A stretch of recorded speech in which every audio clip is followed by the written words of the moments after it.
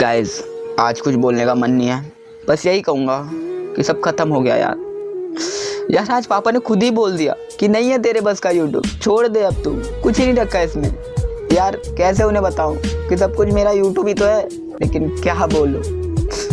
बस गाइस यही बोलूँगा कि अपने पास ये लास्ट मौका है। अगर आपको मुझे प्यार सपोर्ट दिखाना है तो इसी वीडियो पे दिखाना होगा, जिससे मैं अपने पापा को दिखा सकूं और बता सकूं कि मैं कुछ कर सकता हूं यूट्यूब पे। नहीं तो सब खत्म, जितनी मेहनत थी सब खत्म गाइस, सब खत्म।